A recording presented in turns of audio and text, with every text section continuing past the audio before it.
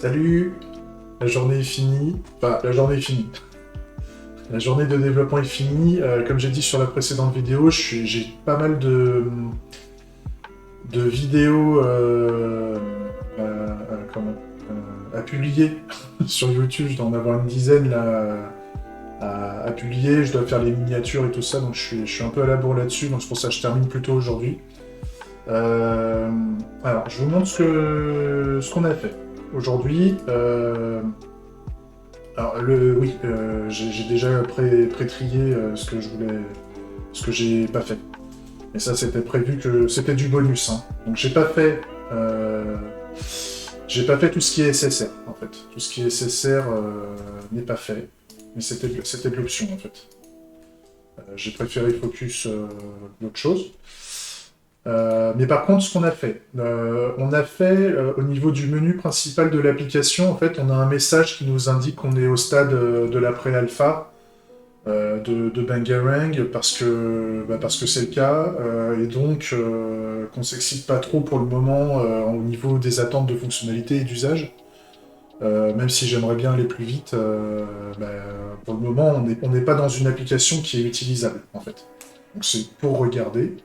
C'est pour regarder, pour anticiper, pour voir un peu voilà, la business, la business value, enfin en tout cas de comprendre à quoi ça sert, de se renseigner, de voir ce que ça donne. Donc ça c'est bien, et on a le lien qui nous envoie, qui nous ouvre un onglet, qui nous envoie sur le formulaire Google Form, qui nous demande si on veut bien fournir son adresse email pour être tenu informé en fait des évolutions en fait du développement de Bangarang. Donc ça déjà c'est bien, voilà, ça c'est fait. Et puis quand on partira en production, en tout cas quand on aura un environnement de production, bah, cette petite carte d'information sera plus nécessaire en fait. Elle sera pas visible. Donc ça c'est ce qu'on a fait, assez rapidement, et ce qu'on a fait après avec un petit peu de boulot, parce qu'il a fallu faire toute l'interface graphique et tout. On a fait le fait de voir une revendication. Donc dans l'idée c'est qu'on continue toujours à rechercher des revendications, ça n'a pas changé. Je vais juste virer l'icône un peu sur le côté, je vais voir si j'en trouve une autre ou si j'arrive à la mettre en forme en fait. Et grosso modo, là, on a toutes les revendications maintenant qui sont cliquables. Et ça nous amène sur une page de revendication où on a le texte de la revendication au complet. Donc si le texte est très très grand, on peut scroll l'emplacement où il y a le texte. Et on a surtout l'indicateur qui nous indique le nombre de personnes qui ont revendiqué sur cette revendication. Et on a les boutons pour revendiquer, avec également l'indication des pourcentages parmi les personnes qui ont revendiqué, le pourcentage des personnes qui revendiquent en étant pour ou contre, en fait, la revendication. Donc pour l'instant, les boutons ne font rien d'autre que dire qu'on a fait un claim pour mettre un message dans la console du navigateur. Donc ça, pour le moment, donc les boutons ne font rien. Hein. Il n'y a pas encore la logique de revendication qui va se faire. Ça, c'est ce que j'ai prévu de faire justement la prochaine session. Enfin, j'aimerais bien. Et ce qu'on a fait aussi, donc on a fait toute la mise en page qui va bien, et on a ajouté dans les revendications, dans le modèle des revendications, le fait qu'on a un nombre total de personnes qui a revendiqué, et un nombre de personnes qui a revendiqué pour, et un nombre de personnes qui a revendiqué contre. Inversement. For c'est pour et against c'est contre. Ce qu'on a fait aussi, c'est que là, on peut copier, c'est le lien ou le bouton qui permet de copier la revendication dans le presse-papier. Et là, si j'ouvre un document, si j'ouvre un bloc-notes, par exemple, et que je colle, en fait, là, ça nous donne l'adresse en fait de la revendication. Donc là on voit que l'identifiant de la revendication c'est la revendication 18, parce que on les récupère par leur identifiant on va dire. Mais si on va sur une autre revendication, par exemple la deuxième, on voit que là le nombre, c'est bien une revendication différente avec des nombres de personnes, une quantité de personnes différentes qui a revendiqué, avec des pourcentages différents. Donc les pourcentages lui sont propres. Et quand on recopie dans le presse-papier, on a le petit message aussi, le petit message qui indique que ça a bien été copié dans le presse-papier. Et là, si je colle, on voit bien que c'est pas la même adresse. Donc ça, c'est cool. Ça permettra aux gens, plus tard, quand on aura... Pour le moment, c'est pas viable, parce que là, si je rafraîchis, on revient à la page d'accueil. Je rappelle pourquoi, c'est parce qu'on n'a pas encore la fonctionnalité technique de SSR. C'est Server-Side Rendering, ce qui permet en fait d'aller directement à la bonne page en mettant l'adresse dans le navigateur. Là, pour le moment, la seule page disponible par défaut dans l'application, c'est la page d'accueil. Pour le moment, ça sert à rien de vouloir copier les liens et les partager, puisque pour le moment, l'application n'a pas le SSR. Donc ça, c'est un truc que je voudrais mettre en place assez rapidement, mais c'est un truc un peu technique et il va falloir... là où j'hébergeais ça sur GitHub Page avant, et c'était facile à faire parce que mon environnement était déjà sur... Enfin, le code est déjà sur GitHub. Là, il faut que je parte sur une autre plateforme il faut que je réfléchisse à quelle plateforme je veux, et idéalement, j'aimerais bien commencer par une plateforme gratuite, mais sans... en vérifiant bien qu'il n'y ait pas des contreparties négatives à partir sur cette plateforme-là. Ou alors à héberger le site sur une autre plateforme, chez moi, ou sur un petit environnement gratuit, ou un petit environnement payant. On verra ça. Mais il va falloir le faire. Il va falloir le faire parce que là, on commence à avoir des revendications. Enfin, on va pouvoir commencer à partager les revendications et on peut partager les landing pages. Donc le server-side rendering, le SSR, là, se fait ressentir de plus en plus. Donc il va falloir qu'on le fasse. Si on veut avoir une démo qui puisse être un minimum utilisable, il faut le faire. Le truc que j'ai fait aussi, c'est que j'ai modifié légèrement la palette de couleurs. Je vous montre vite fait, en fait, c'est que on avait avant ce vert-là pour le succès. Tout ce qui était remonter le fait qu'on est en succès. Et en fait, je suis parti sur ce vert-là, en fait, parce que lui, sur du blanc, sur un fond blanc, en fait, il est pas du tout visible. Il n'est pas du tout visible. Le rouge, il partait sur le rose un peu pastel, un peu trop léger et ça faisait un peu bizarre, et j'avais peur que sur un plan foncé, ça fasse bizarre aussi. Donc en fait, il y a le rouge et le vert, on est parti sur ces deux codes couleurs-là, qui rendent pas mal. Et j'ai vérifié, ça rend pas mal à la fois sur du blanc, enfin sur le blanc en fond, là, on arrive à le lire. Donc ça, c'est bien. Ça fait un vert, là ils disent c'est un citron vert, en fait. C'est couleur citron vert, donc c'est pas mal. Et le rouge, juste pour vous le montrer, je vais le faire. Il faut que je modifie. C'est où c'est claim share. Claim share. Claim. T'es où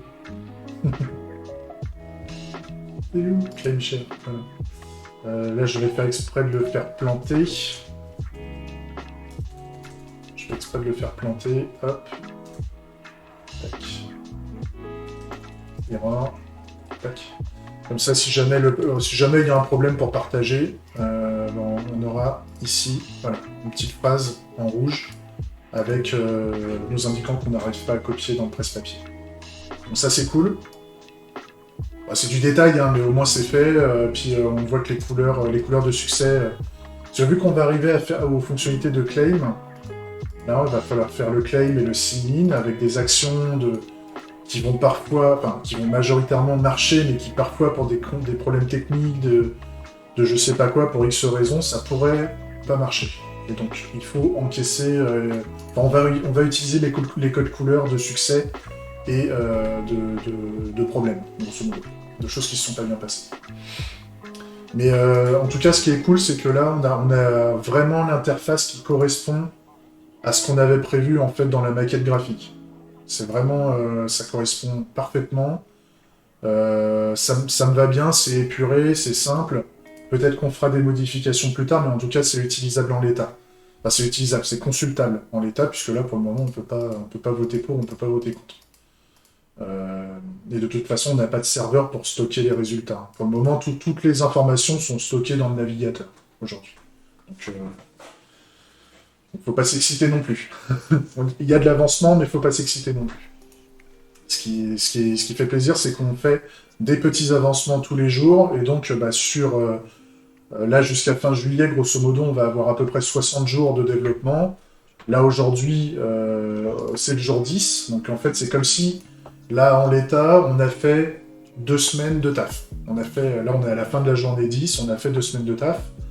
On est bien, enfin, je veux dire, on a notre écran d'accueil, on a tout l'aspect marketing qui est présent, on a les landing pages qui sont faites, on peut en rajouter autant qu'on veut. Donc tout l'aspect marketing, normalement, à part le fond, c'est-à-dire le message, qui va peut-être falloir modifier et adapter en fonction des retours qu'on va nous faire, tout ça c'est fait. Il n'y a plus spécialement besoin, à part peut-être un peu de remise en forme, si jamais ça plaît pas, on va dire.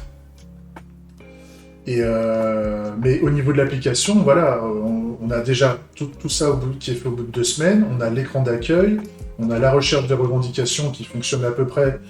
Il y a un pote qui m'a dit que c'était pas bon, mais je suis d'accord. C'est juste que j'ai pas encore fait la logique métier de la recherche, donc on va avancer.